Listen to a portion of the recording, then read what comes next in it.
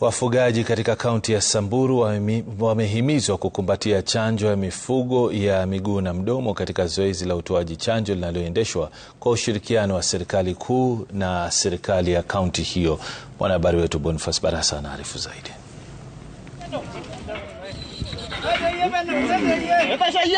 Eneo la Longewan Samburu Magharibi, mamia wafugaji wamejitokeza na mifugo wao kushiriki zoezi la utoaji chanjo ya mifugo, zoezi lililozinduliwa na gavana wa Samburu Lati Lelelit. Hapa daktari wa mifugo akikiri tishio la maradhi mbalimbali kuchangia mifugo kupoteza soko la kimataifa. We have been facing challenges of disease outbreaks.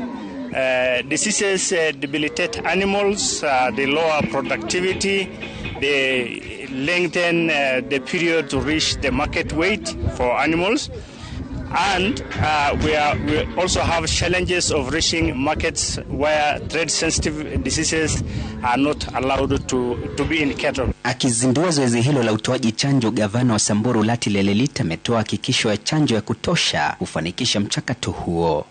The veterinary doctors have assured me that they have enough vaccines for all the animals in Samburu. About 300,000 cattle and over 1 million small stock.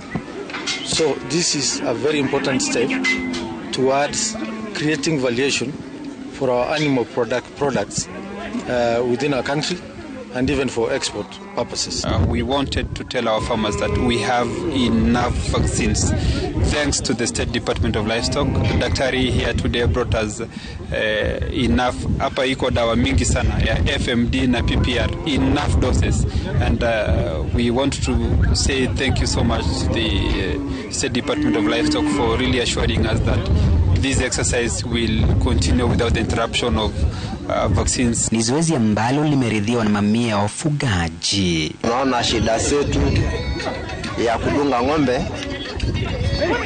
tumepata sasa dawa tena tunadunga ng'ombe, na ninaeleza wakulima zote hawa malete ng'ombe, tutaki ng'ombe ibaki yote, ng'ombe idungwe yote.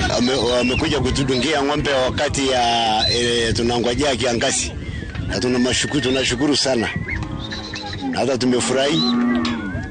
Tumefanyiwa ile kitu hatujawahi tena kufanywa tangu. It is important that we create disease free zones for our animals so that we can attract markets outside of this country. I want to commend the president because this is part of his manifesto. Zoezi hilo litaendelezwa Samburu kaskazini na mashariki ili kuwafikia wafugaji wote. Boniface Barasa, Runinga Citizen, gatuzi la Samburu.